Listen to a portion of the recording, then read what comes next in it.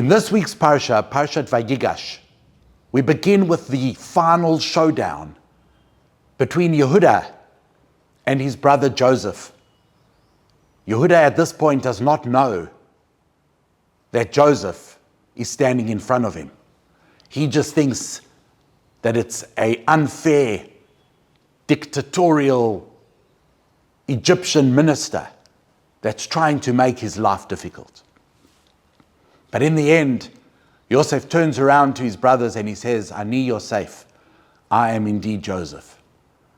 And the brothers breathe a sigh of relief and they realize that Hashem was with them all the time and Hashem was testing them.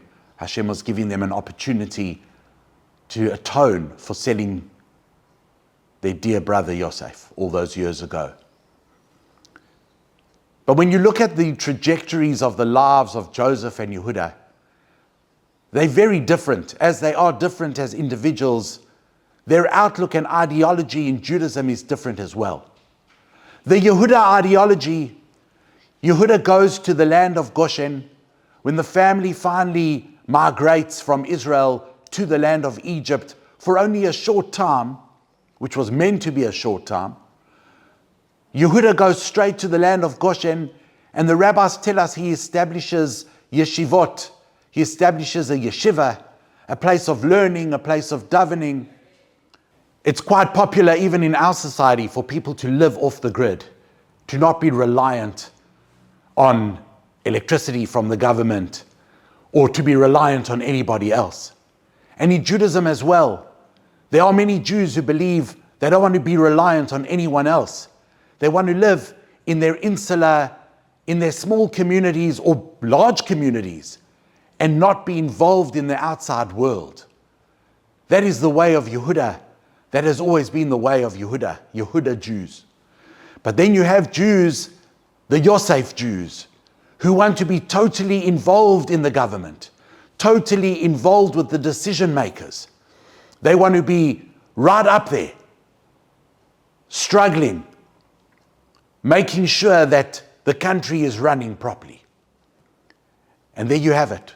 Before we were even a nation, when we were only a family, we already had these two views.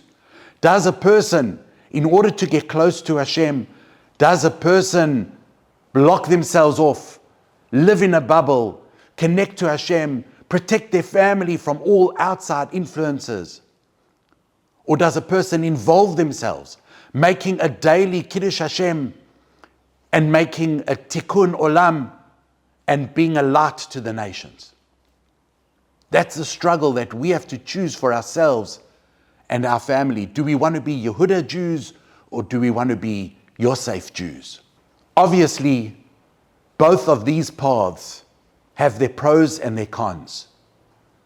Our job is to choose our path, but always be tolerant of the choices of others. Just because this is what we have chosen, it doesn't delegitimize the choices of other people. Yehuda and Yosef were still brothers.